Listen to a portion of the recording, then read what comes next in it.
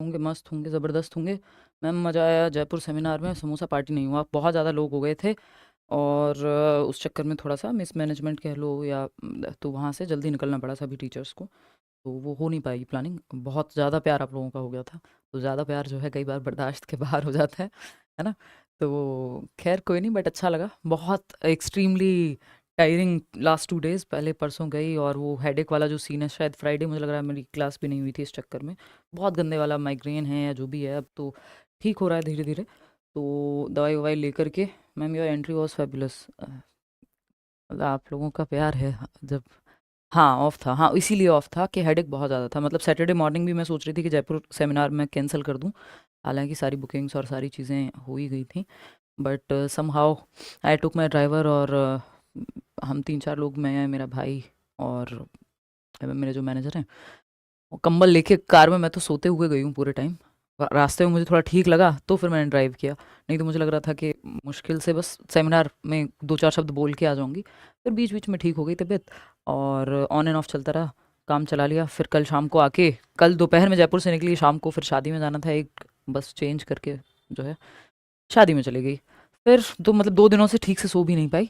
यही लाइफ है, बढ़िया रहना चाहिए, ऐसी भाग-दौड़ रहनी चाहिए, तभी मन लगा रहता है। ज़्यादा शांति हो जाती है तो भी दिक्कत हो जाती है जीवन में, है ना? बट फिर थकान भी हो जाती है आफ्टरवर्ड्स, समझ रहे हो? तो खैर, आज आप लोगों की क्लास लेनी ही थी। थोड़ी बहुत थकान की आपको महसूस हो सकता है, मुझे तो बहुत ज़्यादा है खैर। तो बट पढ़ना ज़रूरी है, ये सब भी जीवन में चलता रहेगा। जो भी करिए, काम भी करिए साथ में, कितने भी मज़े करने हैं, जो करना है करिए, बट काम करिए। काम से एज़ इन मेरा मतलब है आपके लिए पढ़ाई या आपकी तैयारी या जो भी जीवन में कर्म है, वो हो सकता है। स्टार्ट करते हैं, समझते हैं कहानी। हम लास्ट क्लास में कुछ चीज़ों पे बात कर चुके थे, फैक्टर्स अफेक्टिंग डेवलपमेंट भी हमने कर लिया था। हम आज स्टेजेस ऑफ डेवलपमेंट करेंगे और ये 2 छोटे-छोटे पॉइंट्स हैं जो आप सभी को डेवलपमेंट के बारे में पता होने चाहिए। जैसे डेविएशंस इन डेवलपमेंट, यानी विकास में विचलन। मतलब विकास की प्रक्रिया नॉर्मल सीधे चल रही है, या जैसे भी स्पाइरल कह लो आप, लेकिन वो मान लो ऐसे जानी थी और वो डेविएट हो जाए इधर या उधर, कहीं और चली जाए। मतलब विचलन हो गया विकास में, नॉर्मल से कहीं अलग चली गई, कोई केमिकल का इम्पैक्ट आ गया, कोई और बीमारी हो गई, कुछ भी हो सकता है जिसकी वजह से दिशा भ्रमित हो जाए, है ना? कि हाथ ठीक से डेवलप नहीं हो पाया, कुछ भी हो सकता है। डिले क्या है? डिले सिंपल विलंब है, यानी जो चीज शायद 1 साल में आनी चाहिए थी वो 2 साल में या 1.5 साल में आ रही है। बच्चे में चलना शुरू कर देना चाहिए था 1 साल में, बच्चा 3 साल में बोलना शुरू कर रहा है, जबकि उसको 1 साल में जो है एक शब्द एटलीस्ट बोलना शुरू कर देना चाहिए था। तो समय देरी होना विलंब है या डिले है। दिशा भ्रमित हो जाना, दिशा भटक जाना, वो आपका क्या कहते हैं हम, डेविएशन है। डाइवर्ट हो गए, डाइवर्जन ले लिया कि जाना था जापान, पहुंच गए चीन, मतलब गलत कट ले लिया आपने, या डेविएट हो गए। ये सिंपल 2 टर्म्स हैं जो आपको पता होने चाहिए, इसलिए मैं आपको ये बता रही हूं कि डिले का मतलब है विलंब, देरी, है ना? जैसे डिले ट्रेन होती है ना, आप ट्रेन या प्लेन, आजकल जो है ये इंडिगो वाला सीन हुआ पूरा, तो आप जानते हैं कि घंटों घंटों जो है डिले हो रहे हैं, प्लेन्स, फ्लाइट्स डिले हो रही हैं। तो डिले या ट्रेन डिले हो गई मान लो 2 घंटे से, तो ये डिले मतलब देरी हुई है कि जो चीज 1 साल की उम्र में आ जानी चाहिए थी वो शायद 3 में आ रही है या 1.5 में आ रही है। समय से पहले नहीं है, समय के साथ भी नहीं, समय के बहुत बाद में आ रही है। ये नॉर्मल समय से देर में, अगर भाषा विकास या शारीरिक विकास, कोई भी विकास जो जिस उम्र में होना था उससे आगे हो रहा है। कहते हैं ना, कई बार माँ बाप परेशान हो जाते हैं, डॉक्टर को दिखाने चले जाते हैं, यार हमारा बच्चा 3 साल का हो गया, अभी बोलना शुरू नहीं किया, कोई दिक्कत तो नहीं है। तो मतलब डिले चल रहा है डेवलपमेंट में। डेविएशन हो सकता है किसी दवाई का असर हो गया हो, कोई विकार हो गया हो, कोई डिसेबिलिटी हो गई हो, या कुछ इस तरह का जिसकी वजह से ठीक से विकास हो नहीं पाया। यहां देरी से हुआ है, हो गया है, लेकिन विकास ठीक से यहां हो ही नहीं पाया, किसी और तरफ डेविएट हो गया। This is deviation in development. ठीक है, आते हैं स्टेजेस ऑफ डेवलपमेंट करेंगे, जो कि इंपॉर्टेंट है, एक क्वेश्चन हर जगह लगभग पूछा जाता है। विकास के चरण, यानी विकास जो है चरणों में होता है, एक दिन में तो नहीं हो जाता। जो ये हम कहते हैं ग्रेजुअल प्रोसेस है, धीमे धीमे होता है विकास, है ना? तो एक स्टेज में आप बोलना सीखते हैं, चलना सीखते हैं, दांत निकलते हैं आपके, दूसरी स्टेज में हो सकता है आपकी समझ विकसित होती हो, तीसरी स्टेज में आप कुछ और सीखते हो। मतलब हम ये कहते हैं कि विकास चरणों में होता है, एक दिन में अचानक से एब्रप्टली नहीं हो जाएगा। ठीक, तो ये कुछ स्टेजेस हैं जो विकास की प्रक्रिया में हमें पढ़नी होती हैं। आप सभी इन स्टेजेस से होकर के गुजरे हैं, तभी आज आप इतने बड़े हुए हैं। ठीक है, जब हम चाइल्ड डेवलपमेंट की बात करते हैं, ह्यूमन डेवलपमेंट में आप जानते हैं कि बुढ़ापे तक, ओल्ड एज तक आपकी स्टेजेस आएंगी, लेकिन चाइल्ड डेवलपमेंट की जब हम बात करते हैं तो आपके स्कूल के लेवल पे ये काम की हैं और इससे भी ज्यादा ये नीचे वाली 4 काम की हैं। ठीक, कि प्रीनेटल है आपकी प्रसव पूर्व अवस्था, गर्भाधान की अवस्था, आपका कॉन्सेप्शन टू 9 मंथ्स, यानी जब से गर्भाधान, आप गर्भ में आए, आपकी माता ने आपको कंसीव किया, कंसेप्शन टू बर्थ, यानी गर्भ से जब तक आपका जन्म हुआ तब तक, या हम कहें प्रेगनेंसी पीरियड कह लीजिए 42 weeks, 40 to 42 weeks before birth, यानी जन्म से 40 से 42 हफ्ते के का समय है ये, यानी 8-9 महीने जिसको हम कह देते हैं वो है जन्म से पूर्व, प्री नेटल स्टेज, प्रसव पूर्व अवस्था, यानी अभी जन्म हुआ नहीं है, कॉन्सेप्शन पीरियड, या हम कह देते हैं गर्भाधान की अवधि है, कॉन्सेप्शन पीरियड है, बात सही है। इन्फेंसी है जन्म से 2 वर्ष, क्या है इन्फेंसी, जन्म से 2 वर्ष है। अर्ली चाइल्डहुड 2 से 6 वर्ष है। लेटर चाइल्डहुड, चाइल्डहुड को 2 भागों में बांटते हैं हम, अगर आप कंप्लीट चाइल्डहुड देखेंगे तो आप कहेंगे भाई 2 से या 3 वर्ष से लेकर के 12 वर्ष तक। अगर आप इसको बांटेंगे 2 कैटेगरी में, जो कि क्वेश्चन आता है, अर्ली और लेटर। अर्ली का मतलब होता है पहले, तो पूर्व बाल्यावस्था जो प्लेवे वाली एज होती है 3 से 6 वर्ष जिसको हम कहते हैं, कहीं कहीं आपको 3 से 6 वर्ष मिलेगा, कहीं कहीं आपको 2 से 6 वर्ष मिलेगा, तो जनरली 2 से 6 वर्ष हम इसको कैलकुलेट करके रखते हैं। लेटर चाइल्डहुड जिसको उत्तर बाल्यावस्था कहते हैं, ये आपकी 6 से 12 वर्ष है, इसी उम्र में पहली बार बच्चा स्कूल जाता है, यहां तो प्ले वे में है ना, आएंगे इसको भी समझेंगे। एडोलेसेंस की जब हम बात कर रहे हैं, किशोरावस्था, इसको तनाव और तूफान की अवस्था कहते हैं, 12 से 18 वर्ष, टीन एज कह देते हैं कई लोग, 13 to 19 कह देते हैं। WHO की अगर हम माने, यानी वर्ल्ड हेल्थ ऑर्गेनाइजेशन की अगर हम माने, जो कि एक संस्था है, वो 10 से 19 वर्ष को गर्भावस्था मानता है, क्योंकि 10 वर्ष ऑनवर्ड्स ही आपके, यानी 10 वर्ष से ही जो प्यूबर्टी वाले चेंजेस हैं वो आने शुरू हो जाते हैं, ठीक है ना, इतनी बात क्लियर है। तो ये कुछ 5 स्टेजेस हैं जो आपके काम की हैं, इनमें से भी ये जो 4 हैं वो ज्यादा काम की हैं, क्योंकि ये आपकी prenatal stage generally ECCE या NTT वाले एग्जाम्स में पूछी जाती है, जिसको हम अर्ली चाइल्डहुड केयर एजुकेशन कहते हैं, वहाँ 3 से 6 वर्ष के बच्चों पे फोकस ज़्यादा रहता है। यहाँ आपको क्लास 1 से ध्यान रखना है 12th तक का, या फिर 1 से रखना, ये मतलब ये करना तो है ही आपको, क्लास 1 से 5 का, 6th to 8th का, तो एडोलेसेंस तक तो आपको पढ़ना ही होता है स्कूल लेवल पे, चाहे आप पेपर 1 देने जा रहे हो, पेपर 2 देने जा रहे हो। बात सही है कि नहीं है? चलिए बहुत बढ़िया। स्टेजेस ऑफ ह्यूमन डेवलपमेंट को अगर आप देखेंगे तो यहाँ आप ऐसे देख पाएंगे कि जो स्टेजेस ऑफ ह्यूमन डेवलपमेंट हैं, यानी मानव विकास की जो चरण है, वो प्री नेटल स्टेज हो गया, यानी प्रसव पूर्व अवस्था, गर्भाधान का समय, इन्फेंसी जन्म से 2, चाइल्डहुड पूरा 2 से 12, इसमें लेटर और अर्ली दोनों लगा लीजिएगा, एडोलेसेंस 12 से 18, और अडल्टहुड एंड ओल्ड एज, वयस्कावस्था और प्रौढ़ावस्था। तो ये ह्यूमन, मतलब ह्यूमन तो आप हमेशा रहेंगे, चाइल्ड आप 18 साल तक रहेंगे, तो सिंपल मतलब है कि चाइल्ड डेवलपमेंट का मतलब है 18 साल से पहले तक की कहानी, और ह्यूमन डेवलपमेंट जीवन भर। बात सही है? हाँ, आराम से हो जाएगा शिवानी, डोंट वरी, ठीक है। चलिए आगे बढ़ते हैं। तो पहली ही अवस्था से शुरू करें, प्रसव पूर्व अवस्था या आपकी गर्भाधान अवस्था। इसको हम वैसे स्किप भी कर सकते हैं, क्योंकि ऐसा सच बहुत ज्यादा कोई क्वेश्चन आपके नहीं आते हैं यहाँ से, ठीक है ना। मतलब इसको आप ऐसे कह सकते हो कि बच्चा गर्भ में है, उसके जो भी सारे अंग हैं वो विकसित होते हैं, अगर, और विकास की शुरुआत कहाँ से हो जाती है, तो आपको पता होना चाहिए प्री नेटल स्टेज से। ऐसा नहीं है कि जन्म के बाद विकास की प्रक्रिया शुरू हो रही है। अभिमन्यु की शिक्षा आपने सुनी होगी, गर्भ से शुरू हो जाती है, वो तो खैर मतलब हमारे यहाँ कहानी है, या एक्चुअल में बिलीव करते हैं कई लोग, या जो भी है, मतलब वो एक अलग कहानी है। बट पूरे वर्ल्ड में तो ये नहीं कहेंगे ना हम, कि कोई अमेरिका में डेवलपमेंट पढ़ाते हुए ये तो नहीं कहेगा कि गर्भावस्था मतलब अभिमन्यु की शिक्षा, बट हमारे कल्चर में ये प्रचलित बात है, तो आप उस तरह से समझ सकते हैं, इसलिए मैं एग्जांपल ले रही हूँ, ठीक है ना। तो इसमें 3 स्टेजेस होती हैं प्री नेटल में, GEF से याद रखते हैं, जर्मिनल, एम्ब्रियोनिक और फीटल स्टेज। इसको हम स्किप करेंगे क्योंकि जनरली नहीं पूछा जाता, ठीक है। कि जो गर्भ से 14 दिन तक जो है जर्मिनल पीरियड है, 3 से 8 तक एम्ब्रियोनिक पीरियड है, और 9 हफ्ते के बाद से जो है आपका फीटल, जहाँ पे 2 महीने के आसपास आपका जेंडर पता लग जाता है कि बच्चा मेल है कि फीमेल है। इंडिया में तो बैन है, जेंडर आप पता नहीं करा सकते हैं, क्योंकि यहाँ इतने बढ़िया लोग हैं कई कि उन्होंने जांच के नाम पे वो फिर भ्रूण हत्या करने लगते हैं, यानी जिसको हम कहते हैं कि जो ये फीटल वाली स्टेज है उसी में, कि अगर जेंडर पता लग गया और फीमेल है और फीमेल चाइल्ड नहीं चाहिए किसी को, तो उस केस में वो फीटल स्टेज में ही। एक सवाल है आपके सामने जो आप आराम से सॉल्व कर पाएंगे अगर मैं यहाँ से आपको बता दूं तो, ठीक है। हाँ, कौन सा बैच है आपका? कौशल, ठीक, फटाक से बताओ, फिर हम आगे बढ़ेंगे। पढ़ा दीजिए, जरूरत नहीं अंकित, है ना, उसमें कुछ बहुत आपको खास मिलेगा, नोट्स में फिर भी मिल जाएगा, आप चाहो तो पढ़ लेना उससे, लेकिन प्री नेटल स्टेज जनरली नहीं पूछा जाता है आपसे, तो मैं क्यों आपका समय व्यर्थ करूं। जब साल भर बैच चलना होता है या 6 महीने बैच चलना होता है तो बात अलग है। अब तो अब हमारे पास समय ही नहीं है, सारे पेपर जल्दी ही होने हैं अगले 2-3 महीने में, है ना। तो उस केस में फिर हम क्यों जो है इतना समय लगाएं उस चीज़ पे जो उतनी महत्वपूर्ण है ही नहीं।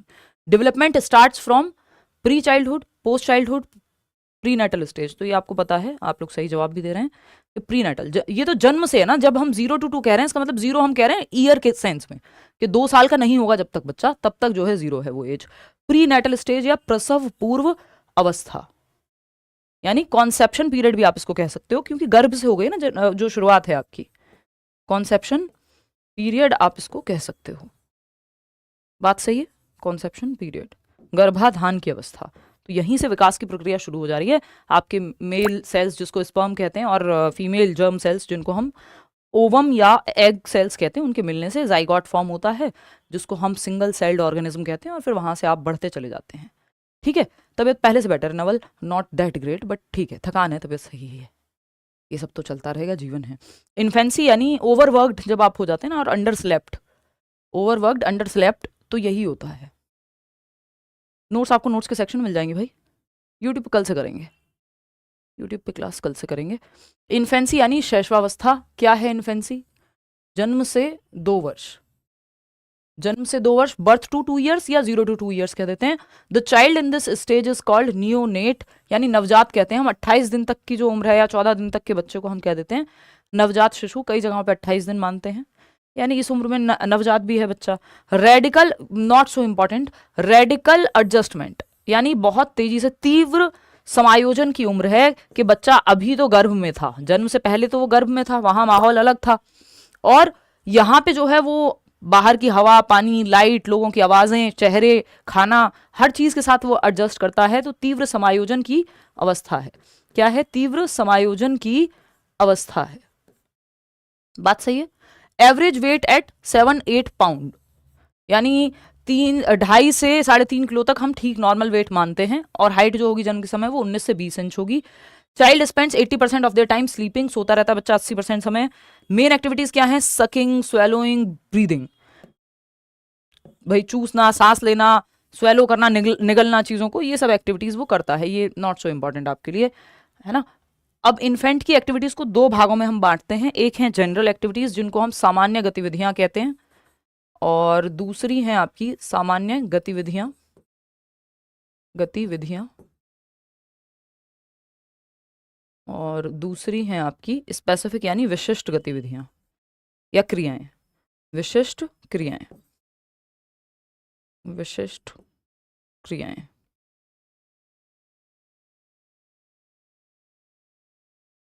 देख लेते हैं। जनरल एक्टिविटीज वो एक्टिविटीज हैं, these activities are related with the whole body of child. बच्चा पूरे शरीर का इस्तेमाल जिसमें करेगा, वो रोएगा भी तो भी पूरे शरीर का ही इस्तेमाल करता है ना। पैर सुकोड़ के, हाथ मोड़ के ऐसे रोएगा। Which are related to external stimuli. Specific activities वो हैं जो बच्चा पर्टिकुलर अलग अलग अंगों से कर रहा है, या आंखों को, आईबॉल्स को घुमाना इधर उधर, ये सब जो है आपका स्पेसिफिक एक्टिविटीज में है। फुट मूवमेंट, हाथ मूवमेंट, यानी पूरे शरीर का नहीं, जिसमें एक स्पेसिफिक अंग का वो इस्तेमाल कर रहा हो, वो स्पेसिफिक एक्टिविटी कहलाती है।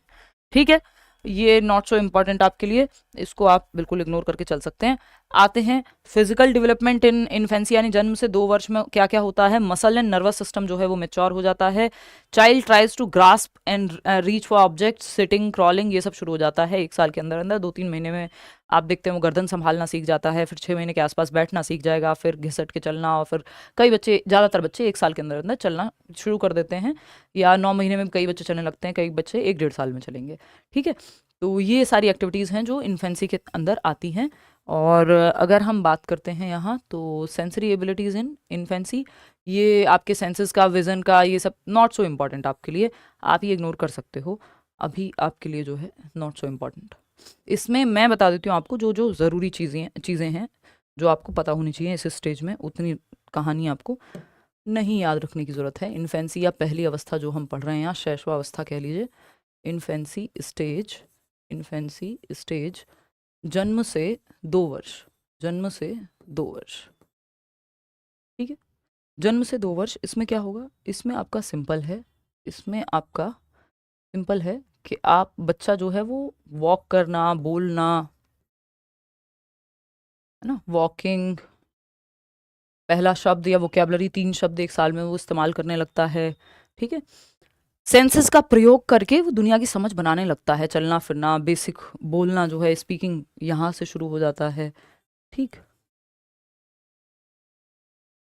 चीज़ों को ग्रैस्प करना यानी पकड़ना चीज़ों को, ये सब बेसिक एक्टिविटीज़ हैं जो यहाँ पे शुरू हो जाती हैं।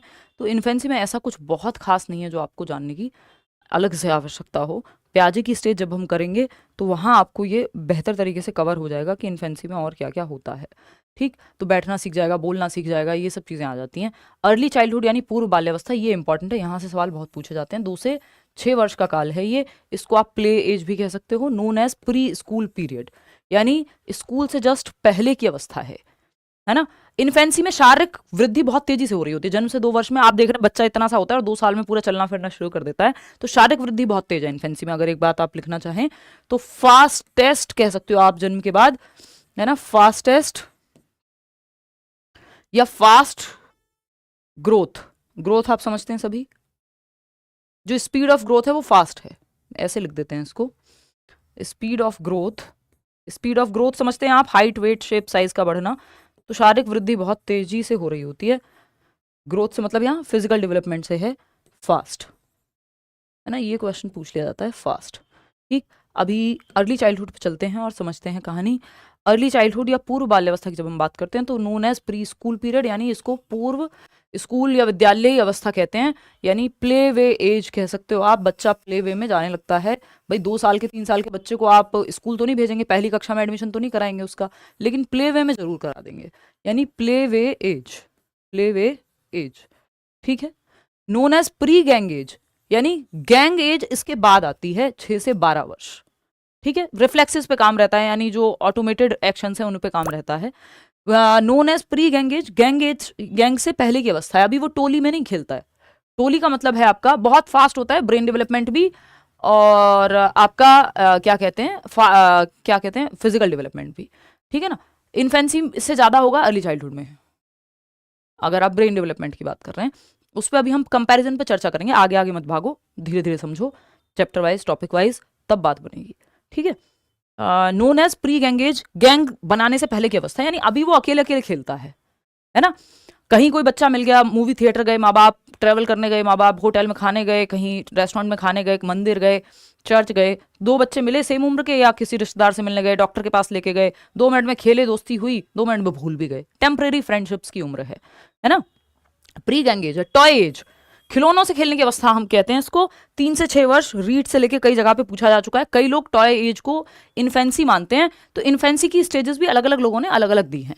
अगर आप यूपी में पेपर देने जा रहे हैं, यूपी टेट का, तो आप कहेंगे इन्फेंसी जन्म से 5 वर्ष होती है, वो उतना ही मानते हैं क्योंकि वो अलग राइटर को मानते हैं। लेकिन जनरली आम भाषा में, आम जगह पे, बाकी सब जगह अगर आप पेपर देने जा रहे हैं तो टॉय एज को हम 3 से 6 वर्ष मानते हैं। ठीक है ना, जिसको खिलौना आयु कह देते हैं। टोली पूर्व अवस्था है ये, टोली पूर्व अवस्था है,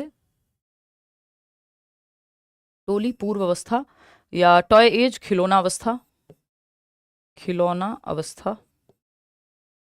ठीक है जी, खिलौना अवस्था, ये आपकी 3 से 6 वर्ष है। टेम्परेरी फ्रेंडशिप, यानी अस्थाई दोस्ती, स्थाई नहीं है यहाँ पे फ्रेंडशिप्स जो हैं वो अस्थाई है। अस्थाई मित्रता, यानी 2 मिनट के लिए मिले, 2 मिनट खेले और भूल भी गए, चाहे डॉक्टर के क्लिनिक में मिले हों, चाहे मंदिर में मिले हों, चाहे मस्जिद में मिले हों, चाहे कहीं भी मिले हों, बेसिकली ट्रैवल पे गए थे वहां मिल गए। सेल्फ सेंट्रिक है बच्चा यहाँ पे काफी। ठीक, मोस्ट रैपिड लैंग्वेज डेवलपमेंट, भाषा का विकास सबसे तीव्रता से होता है ना। तीव्र भाषिक विकास, तीव्र भाषिक विकास, तीव्र भाषिक विकास, यानी जो लैंग्वेज डेवलपमेंट है वो बहुत तेजी से होता है। बच्चा डेली 20, 25, 30, 40, 45 शब्द तक सीख सकता है। ठीक है, मतलब क्या है, वो अब 3 से 6 वर्ष में तो वो कार्टून वगैरह देखता है, जो सुनेगा, जो देखेगा, अगर मम्मी जो है उसकी सीरियल देख रही है कोई, कभी सास भी कभी बहू थी या अनुपमा या कुछ और, तो वो शब्द सीख लेगा। किसी को गाली देते देख रहा है तो वो शब्द सीख लेगा। किसी दिन आपको बोलते हुए नजर आ जाएगा, आप सोचेंगे इसको कैसे पता, तो उसने कहीं किसी दिन सुन लिया था। तो भाषा की बहुत तेजी से विकास वाली अवस्था है ये, फास्टेस्ट या रैपिड लैंग्वेज डेवलपमेंट इसमें होता है ना। इसका रीजन क्या है, क्योंकि बच्चे का ये सेंसिटिव पीरियड भी कहते हैं हम इसको लैंग्वेज डेवलपमेंट की दृष्टि से, है ना। अगर आप अर्ली चाइल्डहुड की बात कर रहे हैं अर्ली चाइल्डहुड की अगर आप बात कर रहे हैं तो अर्ली चाइल्डहुड यानी पूर्व बाल्यावस्था, अर्ली चाइल्डहुड पूर्व बाल्यावस्था, पूर्व बाल्य अवस्था, पूर्व बाल्यावस्था, और ये है आपकी 3 से 6 वर्ष या 2 से 6 वर्ष भी कई लोग इसको मानते हैं। दोनों मान सकते हो, पेपर में दोनों ऑप्शन में नहीं होगा, कोई एक ही होगा, ठीक है ना। तो अर्ली चाइल्डहुड की जब आप बात कर रहे हैं तो इसमें यहाँ आपका भाषा विकास, ये सेंसिटिव पीरियड है, सेंसिटिव यानी संवेदनशील काल, या फिर critical period, critical period for language development. Even physical development भी बहुत तेजी से होता है यहाँ फॉर क्रिटिकल पीरियड, या साथ में लिख लो fastest period, fastest period for language development, ठीक है, फॉर लैंग्वेज डेवलपमेंट, यानी भाषा विकास के लिए सबसे तीव्र काल है ये, ठीक है। भाषा विकास के लिए सेंसिटिव पीरियड संवेदनशील काल, या क्रिटिकल पीरियड, या फास्टेस्ट, तीनों एक ही बात है ना। भाषा विकास के लिए या भाषा विकास की दृष्टि से, भाषा विकास के लिए, विकास की दृष्टि से महत्वपूर्ण व तीव्र काल, तीव्र काल, बात सही है? कोई दिक्कत, कोई परेशानी नहीं भाई अभिषेक? उसके लिए केवीएस वाली वीडियोस देखो, इतना समय ही नहीं है, अभी इतने सारे बैचेस चल रहे हैं, रेलवे के लिए अलग से नहीं कराया जाएगा, करा पाएंगे बेसिकली।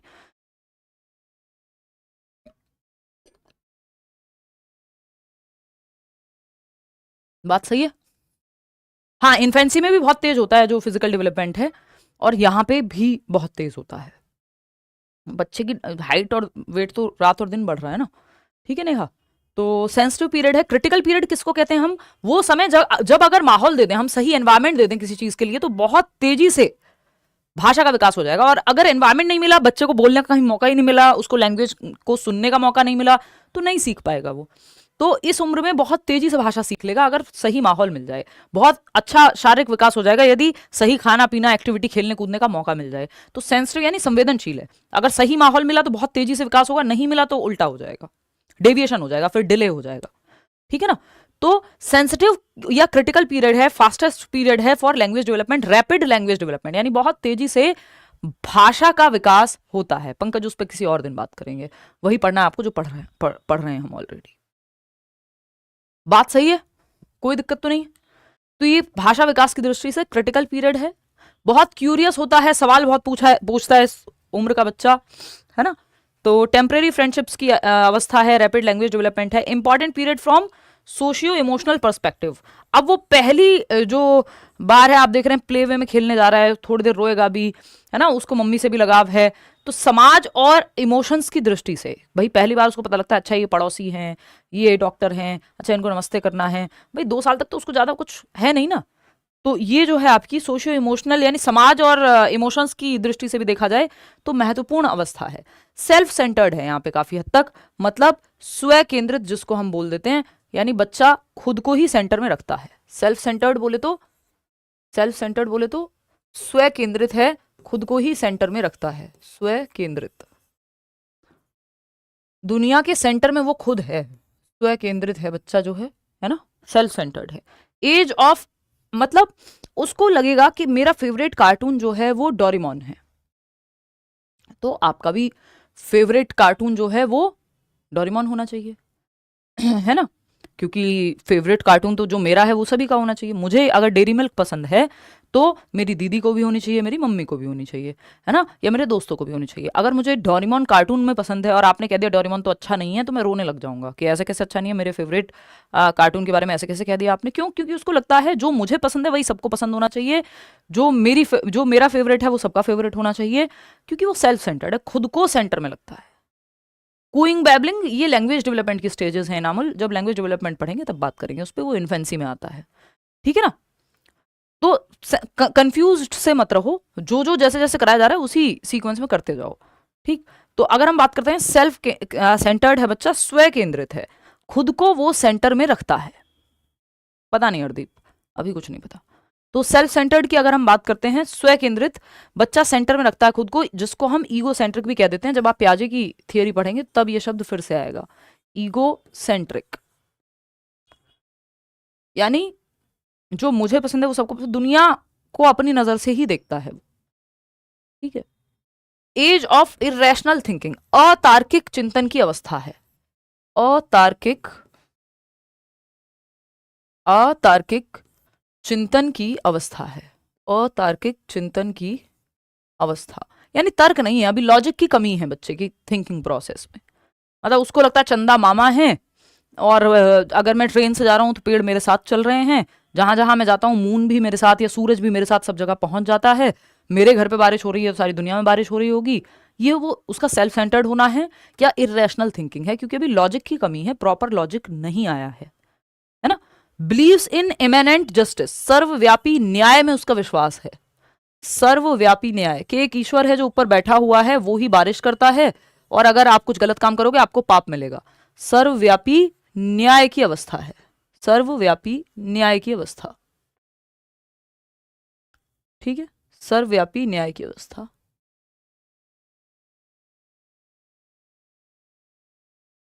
इतनी बात क्लियर है, सर्वव्यापी न्याय की अवस्था है, यानी उसको लगता है मैंने, इसने कुछ झूठ बोला है, अभी देखना पाप देंगे भगवान थोड़ी देर में, है ना।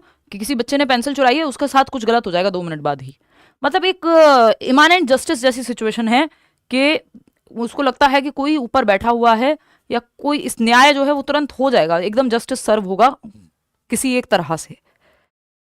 बेसिक अंडरस्टैंडिंग ऑफ, फिर आप देखते हैं कि भाई लोग हजारों करोड़ चोरी करके भाग गए देश से और मस्त इंटरव्यू दे रहे हैं बाद में। तो अगर सर्वव्यापी न्याय होता तो दिखता फिर आपको, फिर आप अपना मन समझाने के लिए कह देते हैं अरे उसके साथ ये हो रहा होगा, उसको तो पता ही होगा, मन में फलाना होगा, तो वो तो सबके साथ हो रहा है भाई, जो दुखी है वो दुखी ही है, ऐसा थोड़ी है, किसी की लाइफ में कोई प्रॉब्लम नहीं है। हाँ, झूठ बोलना पाप है, उसके गले में सांप है, ऐसा शिवानी कह रही है कि आज तक बोलती हूँ। तो वो इमानेंट जस्टिस कहीं ना कहीं उस उम्र में रहता है कि कोई तो है जो देखना पाप मिलेगा झूठ बोला है तो। Basic understanding of LSRW। जब जब आप बड़े हो जाते हैं तो आज मैं झूठ इसलिए नहीं बोलती हूँ कि मुझे पाप मिलेगा, मैं झूठ इसलिए नहीं बोलती हूँ क्योंकि मुझे मेरे पसंद नहीं है, मेरा वैल्यू सिस्टम वैसा ही है, मुझे सुकून मिलता है, मेरे नेचर के अलाइनमेंट में है। अगर मैं झूठ नहीं बोलती हूँ तो मुझे ठीक लगता है ना। ये मेरे जीवन का वैल्यू है कि मैं नहीं चाहती कि मेरे से कोई झूठ बोले, इसलिए मैं भी किसी से झूठ नहीं बोलती। सिंपल, कि आप जैसा व्यवहार चाहते हैं कि आपके साथ हो वैसा ही आप बाकी लोगों के साथ भी करें, है ना। मैं किसी को ट्रीट कर रही हूँ तो ठीक से, क्योंकि मुझे वैसा ही पसंद है।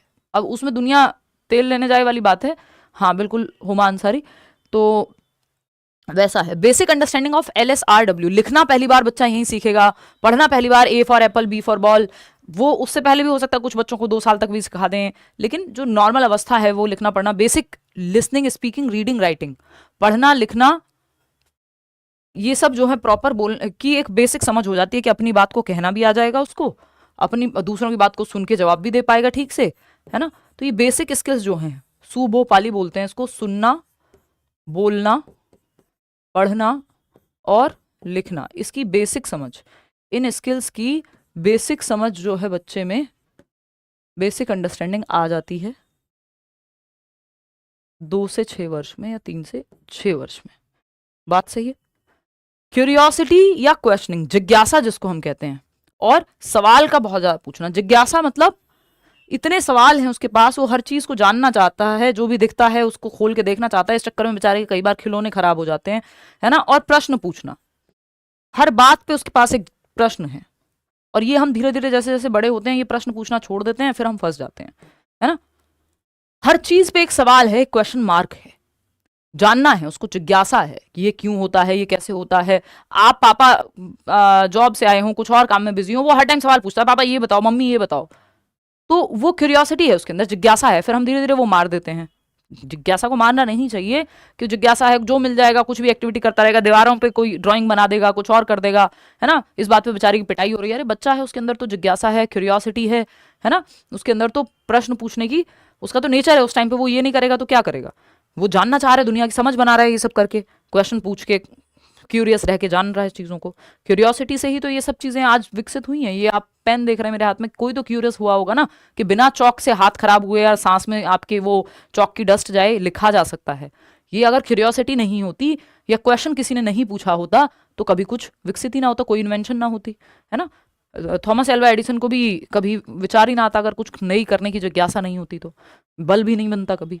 लर्निंग बाय इमिटेशन, तो जिज्ञासा तो इंपॉर्टेंट है, यानी नकल करके सीखना या अनुकरण के द्वारा सीखना, यानी वो दूसरों को जो देखता है करते हुए, किसी ने एक नाव बनाई तो वो वैसी ही नाव बनाने की कोशिश करेगा उसको देख करके कि भाई ये स्टेप 1 है, स्टेप 2 है, ऐसे मम्मी जो है खाना बनाती है मैं भी बना के देखूं, एक छोटी सी गोल रोटी वो भी बनाने की कोशिश करेगा। तो ये इमिटेट करके, देख के सीखना, अनुकरण से सीखना इस उम्र में ही होता है, अनुकरण से सीखना या अनुकरण करके सीखना, ठीक है, अनुकरण द्वारा सीखना, ठीक है। चेक कर लेंगे अभिषेक, बट क्या करें, मेल का इंटरव्यू की तैयारी हम नहीं करा पाएंगे अभी, है ना। मैं बेकार की आपको क्यों होप दूं। चलिए